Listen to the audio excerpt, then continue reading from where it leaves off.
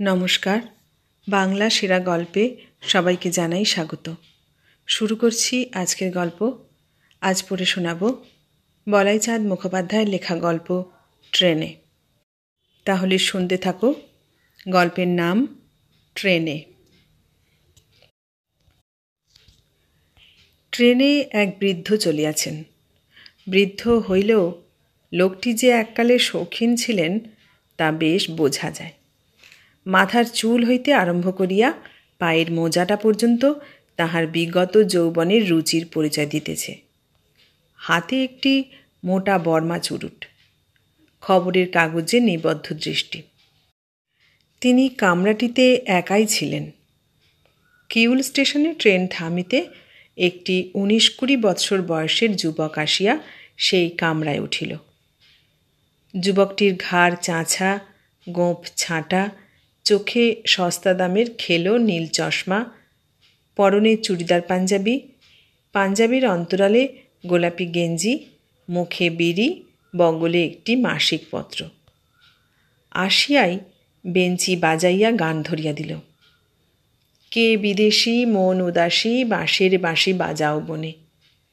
তারপর বৃদ্ধের দিকে তাকাইয়া বিড়িটা ধরাইতে ধরাইতে এক মুখ হাসিয়া প্রশ্ন করিল, আপনার কত দূর যাওয়া হবে স্যার? বলা বাহুল্য, বৃদ্ধ বিরক্ত হইলেন। সংযত কণ্ঠে তথাপি উত্তর দিলেন, দানাপুর যাব। আপনি? তবে বেশ ভালোই হলো, আমিও দানাপুরেই যাব। তাহলে আমার স্যার এই পোঁটলি আর বইটা রইল। আমি চট করে এক কাপ চা খেয়ে আসি, আর বিড়িও আনি এক বান্ডিল। অল্পক্ষণ পরেই ফিরে আসিল, মুখে বিড়ি, কিছুক্ষণ কোনো কথাবার্তা নাই। বৃদ্ধ ভদ্রলোকটি হাতের খবরের কাগজটা নামাইতেই যুবকটি হাত বাড়াইল। কাগজটা একবার পেতে পারি স্যার? অনিচ্ছা সত্ত্বেও কাগজটা দিতে হইল।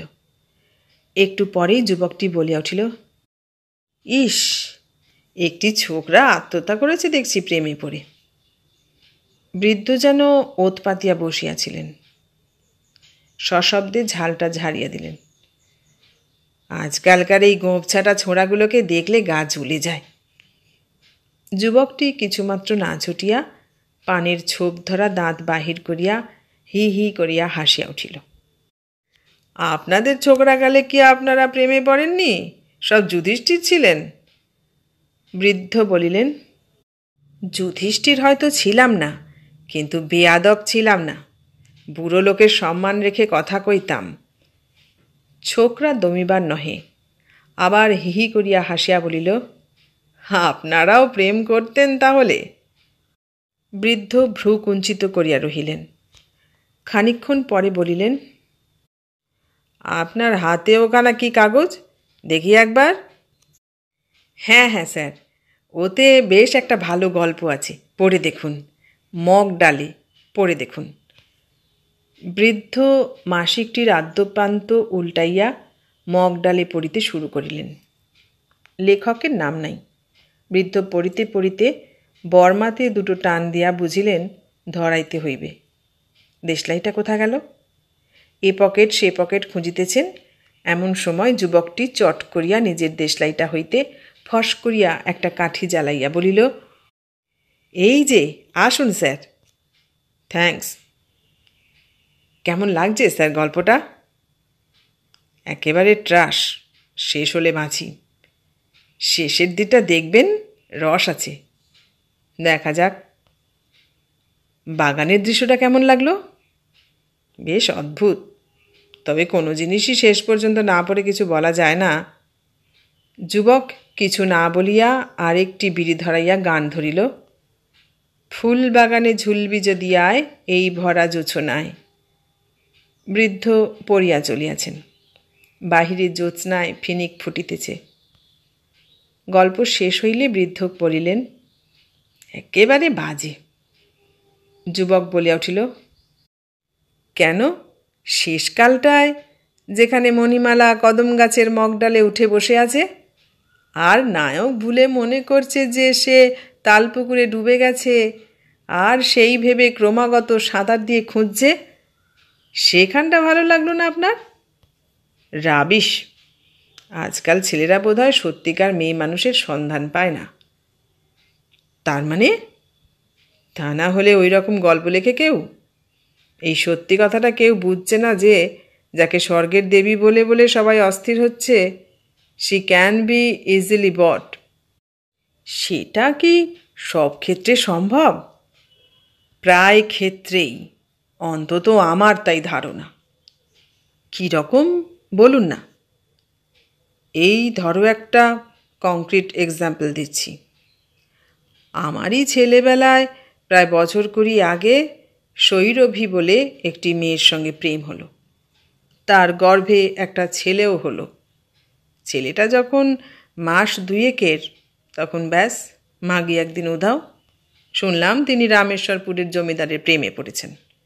আমি আর ও নিয়ে বিশেষ কোনো মাথায় ঘামালাম না।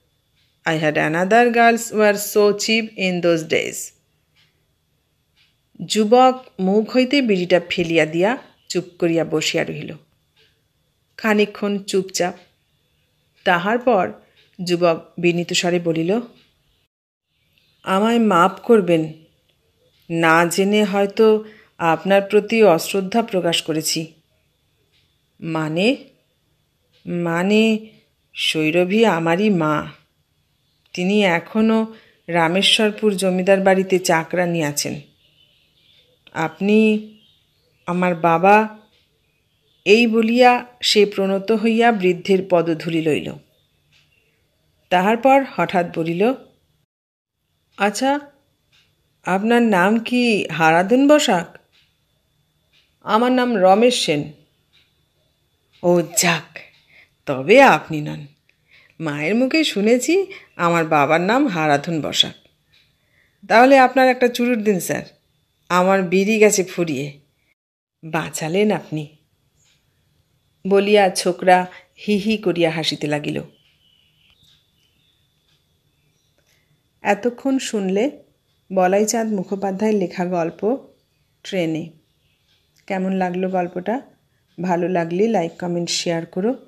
আর নতুন বন্ধু হলে সাবস্ক্রাইব করার অনুরোধ রইল। সবাইকে অনেক ধন্যবাদ জানিয়ে আজ এখানেই শেষ করলাম।